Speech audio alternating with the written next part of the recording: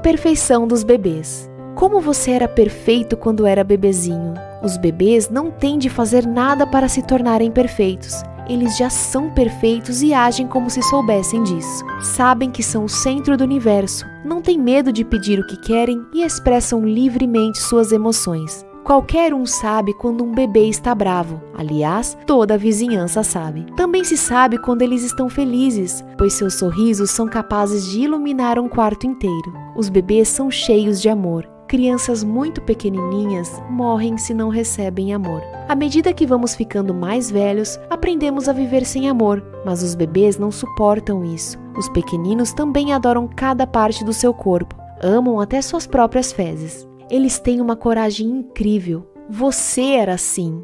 Nós éramos todos assim. Então começamos a ouvir os adultos à nossa volta que haviam aprendido a ser medrosos e passamos a negar nossa própria magnificência. Nunca acredito quando os clientes tentam me convencer de como são horríveis ou tão pouco dignos de amor. Meu trabalho é levá-los de volta à época em que sabiam como realmente amar a si mesmos. Exercício, espelho. Peço ao cliente para pegar um espelho pequeno, olhar bem nos olhos, dizer seu nome e depois: eu o amo e aceito exatamente como você é. Esse exercício é extremamente difícil para muitas pessoas. É raro eu obter uma reação tranquila, muito menos um pouco de alegria com essa prática. Alguns choram ou ficam com os olhos marejados. Outros se enfurecem. Outros ainda menosprezam suas feições ou qualidades. Uns poucos afirmam que não conseguem. Cheguei a ver um homem atirar o espelho para longe e querer fugir. Precisei trabalhar meses seguidos com esse cliente até ele poder começar a relacionar-se consigo mesmo no espelho. Por muitos anos eu olhei no espelho apenas para criticar o que eu via nele. Hoje, quando me recordo das intermináveis horas que passei acertando as sobrancelhas, tentando me tornar razoavelmente aceitável, eu acho graça. Lembro-me bem do medo que eu sentia de olhar dentro dos meus próprios olhos. No meu trabalho, esse exercício me mostra muito. Em menos de 1 hora, sou capaz de atingir o âmago da questão sob o problema externo. Quando se atua apenas no nível do problema, gastam-se horas intermináveis trabalhando em cada detalhe, e no instante em que tudo parece arrumado, ele brota num outro lugar qualquer. O problema raramente é o verdadeiro problema. Ela vivia preocupada com sua aparência, em especial os dentes. Estava sempre trocando de dentista, achando que o último só a fizera parecer pior. Resolveu fazer plástica no nariz, mas o resultado foi ruim. O fato era que cada profissional estava refletindo sua crença de que ela era feia. Seu problema não era a aparência, mas o fato de que estava convencida de que havia algo de errado nela. Outra mulher tinha um mau hálito terrível e as pessoas achavam desagradável ficar perto dela. Ela estudava para ser ministra de igreja e o seu comportamento exterior era pio e espiritual. Todavia, sob ele havia uma furiosa corrente de raiva e inveja que explodia às vezes quando essa mulher achava que alguém poderia estar ameaçando sua posição. Seus pensamentos mais profundos eram expressos através do hálito, tornando-a ofensiva mesmo quando pretendia ser amorosa. Ninguém a ameaçava senão ela mesma. Ele tinha apenas 15 anos quando a mãe o trouxe a mim, porque o garoto estava com mal de Hodgkin e havia lhe dado só 3 meses de vida. A mãe, como seria de esperar, estava histérica e era de difícil trato. Mas ele era esperto e inteligente e queria viver. Estava disposto a fazer tudo o que eu mandasse, inclusive modificar o modo como falava e pensava. Os pais, separados, estavam sempre discutindo, e o garoto, na verdade, não tinha uma vida doméstica estável. E queria desesperadamente ser ator, e a perseguição da fama e da fortuna era muito maior do que a sua capacidade de experimentar a alegria. Pensava que só seria aceitável e digno de valor se tivesse fama. Eu o ensinei a se amar e se aceitar, e ele ficou bom. Agora está amadurecido e atua com regularidade na Broadway, pois à medida que foi aprendendo a vivenciar a alegria de ser ele mesmo, abriram-se novos papéis para o seu talento. O excesso de peso é outro bom exemplo de como podemos desperdiçar muita energia tentando corrigir um problema que não é o verdadeiro.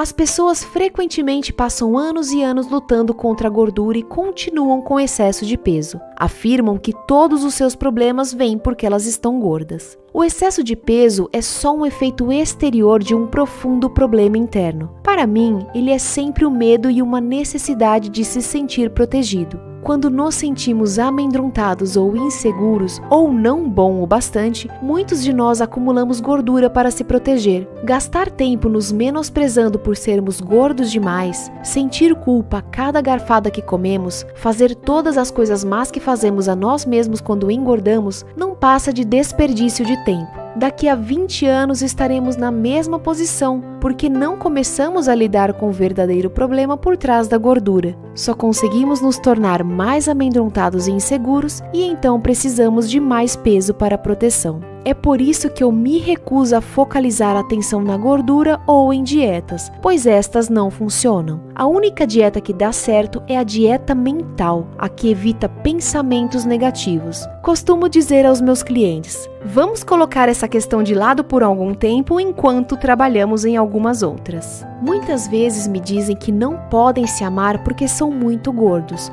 ou é como colocou uma moça, redondos demais nas beiradas. Explico-lhes então que eles são gordos porque não se amam. É impressionante ver como, quando se começa a amar e a aprovar a nós mesmos, a gordura excessiva vai desaparecendo de nossos corpos. É comum alguns clientes ficarem bravos comigo quando lhes explico como é fácil mudar suas vidas, porque têm a impressão de que não estou compreendendo seus problemas. Uma mulher ficou muito nervosa e falou: vim aqui para conseguir ajuda no preparo da minha dissertação, não para aprender a me amar. Todavia, para mim estava claro que seu principal problema era o ódio contra si mesma, que permeava todas as áreas de sua vida, inclusive o escrever a dissertação. Ela não seria bem-sucedida em nada enquanto se sentisse tão sem valor. Ela recusou-se a me ouvir e saiu em lágrimas. Voltou 1 ano depois com o mesmo problema e muitos outros mais. Algumas pessoas não estão prontas e não temos como avaliar isso. Todos começamos a fazer nossas mudanças na hora, no espaço e na sequência certos para nós. Eu só comecei as minhas depois de completar 40 anos. O verdadeiro problema. Então me vejo diante de um cliente que acabou de se olhar no inofensivo espelhinho e está todo nervoso. Sorrio com prazer e digo: ótimo, agora estamos olhando para o verdadeiro problema e podemos começar a remover aquilo que está realmente atrapalhando o seu caminho. Converso mais sobre o amar o eu, sobre como, para mim, amar o eu começa como nunca, jamais nos criticar por nada. Observo o rosto de meus clientes quando lhes pergunto se costumam se criticar, e suas reações me dizem muito. Ora, claro que sim, o tempo todo, não tanto como costumava fazer. Ora, como vou mudar se não me critico? Não é o que todos fazem? A esses últimos eu respondo: não estamos falando sobre todos, estamos falando sobre você. Por que você se critica? O que há de errado com você? Enquanto eles falam, vou escrevendo uma lista. O que dizem frequentemente coincide com sua lista deveria. Acham que são altos demais, baixos demais, gordos demais, magros demais, burros demais, velhos demais, jovens demais, feios demais. Os mais bonitos em geral respondem isso. Falam também que são vagarosos demais, apressados demais, preguiçosos demais, etc, etc. Note como quase sempre é uma coisa demais. Finalmente chegamos à frase primária quando dizem: não sou bastante bom. Viva, viva! Finalmente encontramos o mago da questão. Eles se criticam porque aprenderam a acreditar que não são bastante bons. Os clientes se admiram com a rapidez com que chegamos a essa descoberta. Agora não precisamos mais nos preocupar com efeitos colaterais como problemas corporais, de relacionamento, finanças ou a falta de expressão criativa. Podemos dedicar toda a nossa energia na dissolução da causa básica de tudo o que está acontecendo: não amar a si mesmo. Na infinidade da vida onde estou, tudo é perfeito, pleno e completo. Estou sempre divinamente protegido e guiado. É seguro para mim olhar para o meu interior. É seguro para mim olhar para o passado. É seguro para mim alargar minha visão da vida. Sou muito mais do que minha personalidade, passada, presente ou futura. Agora escolho me elevar acima de meus problemas de personalidade para reconhecer a magnificência do meu ser. Estou totalmente disposto a aprender a me amar. Tudo está bem no meu mundo. Capítulo 3. De onde ele vem? O passado não tem poder sobre mim. Certo, já analisamos muitas coisas e garimpamos até chegar ao que achávamos que era o problema. Agora temos de chegar ao que eu acredito ser o verdadeiro problema. Sentimos que não somos bons o bastante e existe uma falta de amor por nós mesmos. Aprendi pelo modo como encaro a vida que se há algum problema, essa afirmação tem de ser verdade. Portanto, vamos agora analisar de onde veio essa crença. Como passamos de um bebezinho que conhece sua própria perfeição e a perfeição da vida para uma pessoa que tem problemas e se sente sem valor e sem amor dentro de um grau qualquer. As pessoas que já se amam podem se amar ainda mais. Pense numa rosa quando ainda é um pequenino botão, desde que ela se abre em flor até as últimas pétalas caírem. A rosa é sempre bela, sempre perfeita, sempre em mutação. O mesmo acontece conosco. Somos sempre belos, sempre perfeitos e estamos sempre em mutação. Fazemos o melhor que podemos com a compreensão, consciência e conhecimento que temos. À medida que ganhamos mais compreensão, consciência e conhecimento, iremos fazendo as coisas de um modo diferente. Faxina mental. Agora chegou a hora de examinarmos um pouco mais nosso passado, de dar uma olhada em algumas crenças que têm nos dirigido. Algumas pessoas acham essa parte do processo de limpeza muito dolorosa, mas não precisa ser assim. Precisamos olhar para o que existe antes de podermos começar a faxina. Quando se quer limpar um cômodo completamente, primeiro é necessário pegar e examinar tudo que existe nele. Algumas coisas serão olhadas com carinho e receberão limpeza e polimento para ganharem uma nova beleza. Outras talvez precisarão de conserto e restauração, o que poderá ser feito depois, com calma. Outras coisas ainda jamais servirão para nada e deverão ser jogadas fora. Jornais e revistas velhos, pratos de papel sujos podem ser postos na lata de lixo sem rodeios. Não é necessário ficar com raiva para se fazer uma boa faxina. O mesmo acontece quando estamos limpando nossa casa mental. Não é preciso sentir raiva só porque algumas das crenças guardadas nela estão prontas para serem atiradas fora. Livre-se delas com a mesma facilidade com que jogaria restos de comida na lata do lixo depois de uma refeição. Você por acaso cataria no lixo de ontem para fazer o jantar de hoje? Você cata no velho lixo mental para criar as experiências de amanhã. Se um pensamento ou crença não lhe é mais útil,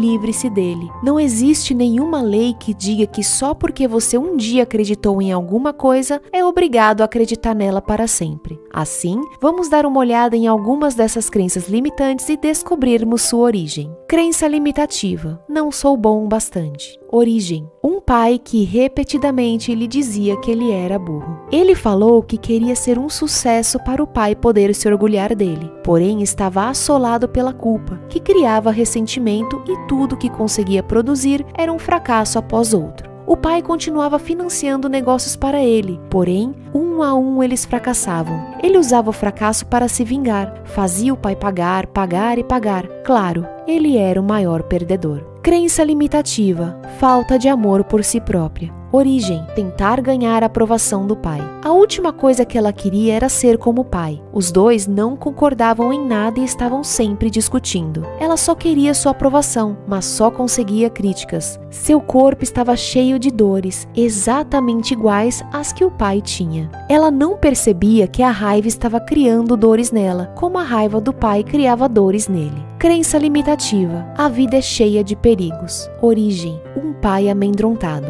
Outra cliente encarava a vida como sendo áspera e sombria, tinha dificuldade em rir e, quando o fazia, ficava com medo de que algo mal iria acontecer. Fora criada com a admoestação: não ria ou eles poderão pegá-la. Crença limitativa: não sou bom o bastante. Origem: estar abandonado e ignorado. Era difícil para ele falar. O silêncio tornara-se um modo de vida. Ele acabara de se livrar do álcool e das drogas e estava convencido de que era péssimo. Descobri que sua mãe morrera quando ele era muito jovem e que fora criado por uma tia. Essa mulher raramente falava, exceto para dar uma ordem. Portanto, ele foi criado em silêncio. Até mesmo comia sozinho em silêncio e passava dia após dia no quarto sem fazer barulho. Teve um amante que também era um homem silencioso e os dois passavam a maior parte do tempo sem se falarem. O amante morreu e mais uma uma vez ele ficou sozinho. Exercício: mensagens negativas. O exercício que fazemos em seguida é pegar uma folha grande de papel e escrever uma lista de todas as coisas que seus pais disseram que estavam erradas com você.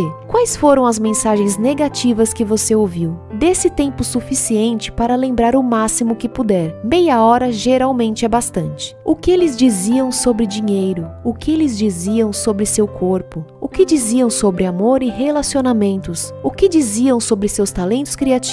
Quais foram as coisas limitativas ou negativas que lhe disseram? Se puder, apenas olhe de forma objetiva para essas frases e diga a si mesmo: então, foi daí que veio aquela crença. Agora peguemos uma nova folha de papel e vamos um pouco mais fundo. Que outras mensagens negativas você ouviu quando criança? De parentes, professores, amigos, autoridades, sua igreja? Anote todas elas. Leve o tempo que for necessário. Tome consciência das sensações que estão ocorrendo no seu corpo. O que está escrito nessas duas folhas de papel são os pensamentos que precisam ser removidos de sua consciência. São crenças que o fazem sentir não bom o bastante. Vendo-se como uma criança. Se eu pegasse uma criança de 3 anos e a colocasse no meio da sala e nós começássemos a gritar com ela, dizendo-lhe que é burra, que nunca fará nada direito, que deve fazer isto ou aquilo, olhar para a bagunça que fez, talvez bater nela algumas vezes, terminaríamos com uma criancinha assustada, sentada docilmente num canto da sala, ou então com uma arrebentando todo o cômodo. Ela agirá de uma dessas duas maneiras e nunca saberemos qual é o seu verdadeiro potencial. Agora, se pegarmos a mesma criança e lhe dissermos o quanto a amamos e o quanto nos importamos com ela, que adoramos sua aparência e nos orgulhamos da sua esperteza e inteligência, que ficamos encantados com as coisas que faz e que ela pode cometer erros enquanto aprende, que estaremos sempre do seu lado tanto nas horas boas como ruins, o potencial dessa criança será ilimitado. Cada um de nós tem uma criança de 3 anos no nosso interior e com frequência passamos a maior parte de nossas vidas gritando com ela. Depois ficamos imaginando por que nossa vida não funciona. Se você tivesse um amigo que vivesse criticando-o, gostaria de estar sempre com ele? É possível que você tenha sido tratado dessa forma quando criança, e isso é muito triste. No entanto, isso aconteceu muito tempo atrás. Se atualmente você está escolhendo se tratar da mesma forma, então é algo mais triste ainda. Agora, bem à nossa frente, temos uma lista das mensagens negativas que ouvimos quando crianças. Como essa lista corresponde ao que você acredita estar errado com você? São quase as mesmas coisas? Provavelmente sim.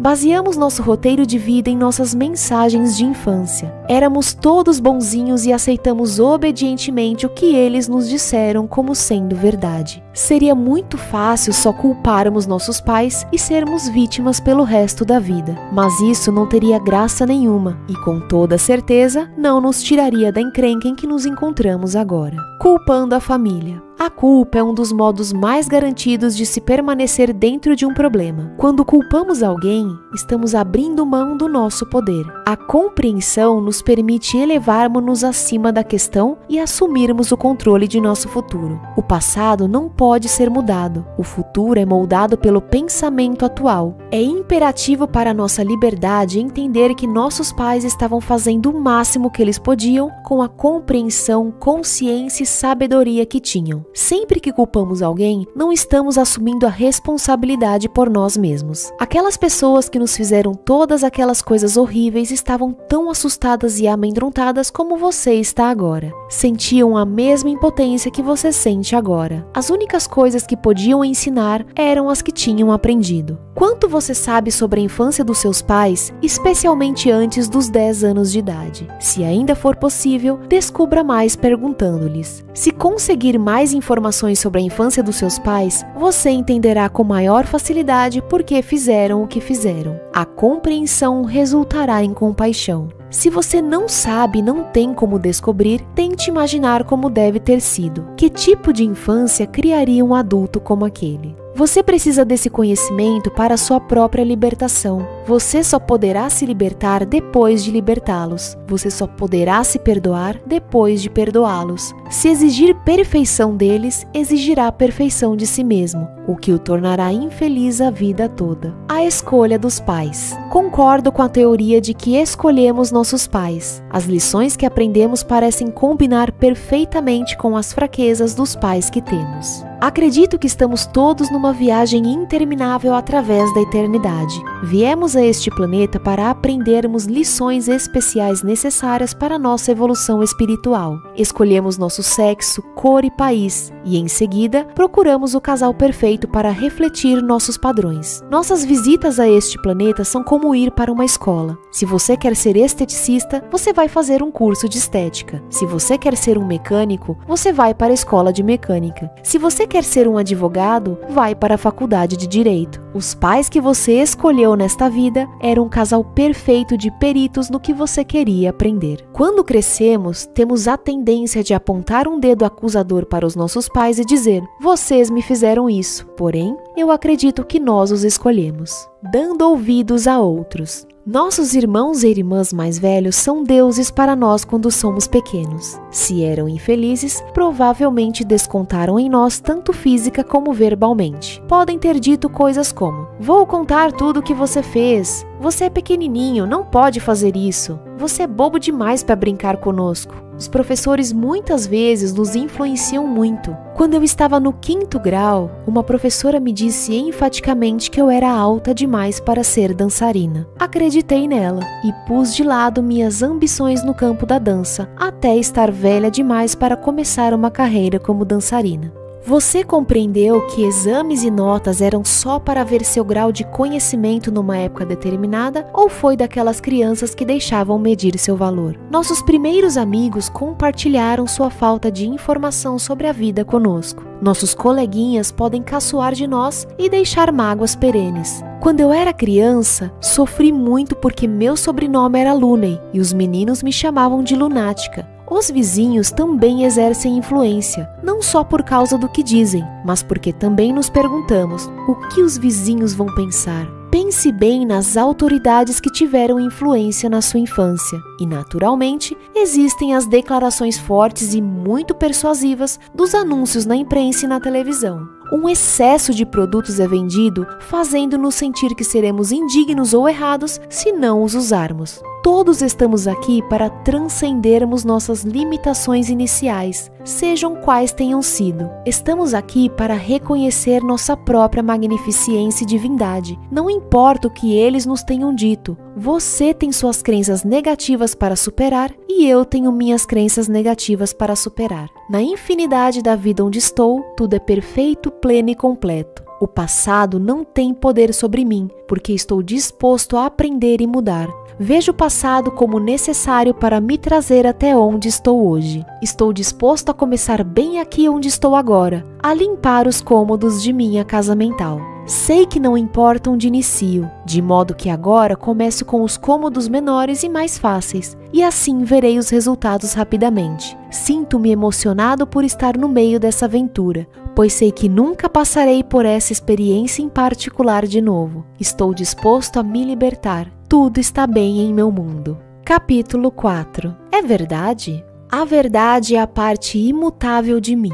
A pergunta é verdade ou real? Tem duas respostas, sim ou não. É verdade se você acredita que é verdade. Não é verdade se você acredita que não é verdade. O copo tanto pode estar meio cheio ou meio vazio. Depende do modo como se olha para ele. Existem literalmente balões de pensamentos que podemos escolher para pensar. A maioria de nós escolhe os mesmos tipos de pensamentos que nossos pais costumavam ter, mas não somos obrigados a continuar com isso. Não existe lei que determine que só podemos pensar de uma única forma. Seja o que for em que acredito, torna-se verdade para mim. Seja o que for em que você acredita, torna-se verdade para você. Nossos pensamentos podem ser completamente diferentes. Nossas vidas e experiências podem ser completamente diferentes. Examine seus pensamentos. Tudo em que acreditamos torna-se verdade para nós. Se você sofreu um súbito desastre financeiro, é bem possível que em algum nível você acredite que é indigno de ter dinheiro, encargos pesados e dívidas. Pode ser também que acredite que nada de bom pode durar muito e que a vida é sua inimiga, ou como ouço com tanta frequência, simplesmente não consigo vencer. Se você parece incapaz de atrair um relacionamento, pode ser que acredite que ninguém me ama, ou sou indigno, talvez tema ser dominado como sua mãe era, ou pode ser que pense, as pessoas só me magoam. Se sua saúde é má, você pode acreditar que a doença é comum na minha família, ou que você é uma vítima do clima. A crença pode ser também,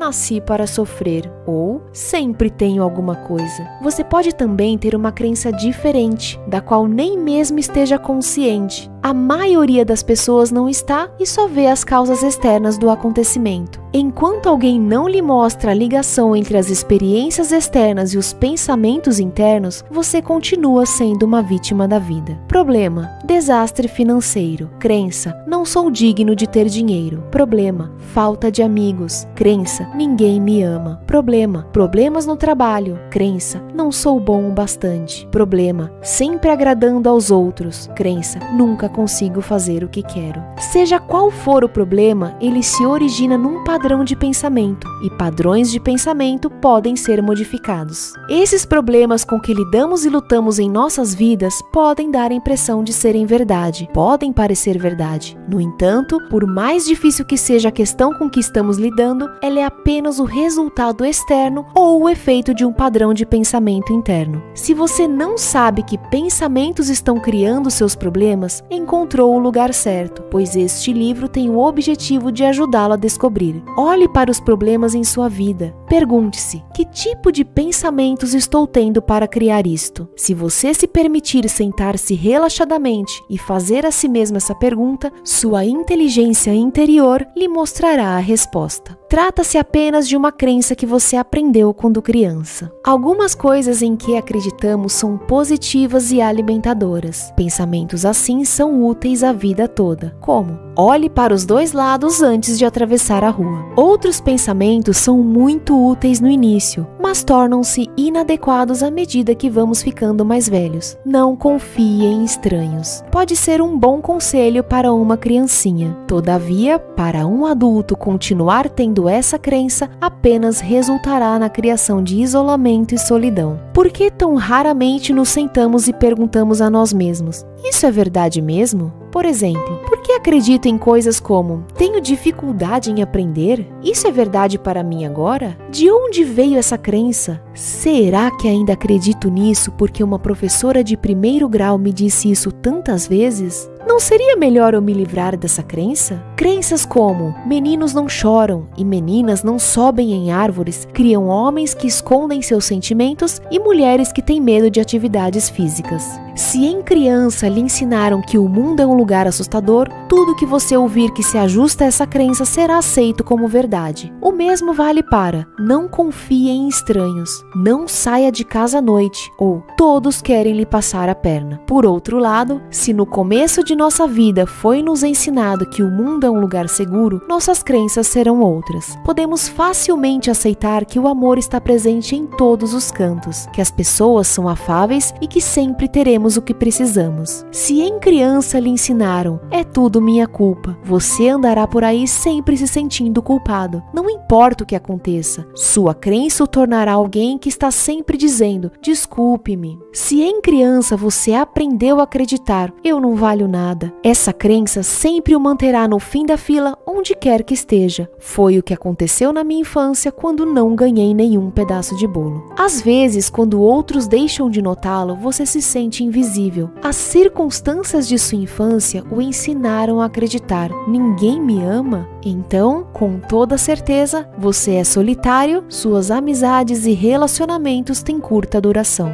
Sua família o ensinou: não há suficiente, Tenho certeza de que você com frequência sente que a despensa está vazia. Consegue ganhar apenas o bastante para sobreviver ou está sempre afundado em dívidas. Tive um cliente que foi criado num lar onde acreditavam que tudo estava errado e só poderia piorar. Sua maior alegria era jogar tênis, mas um dia ele machucou o joelho. Foi a todos os médicos que conseguiu encontrar, mas o problema só piorava. Finalmente chegou ao ponto de que não pôde mais jogar. Outro cliente, filho de um pastor de igreja, aprendeu quando criança que todas as outras pessoas tinham preferências antes deles, pois a família do pastor sempre deve ser a última atendida. Atualmente, esse homem é ótimo em arranjar bons negócios para seus clientes, mas em geral está cheio de dívidas, com pouco dinheiro no bolso. Sua crença ainda o faz ficar no último lugar da fila.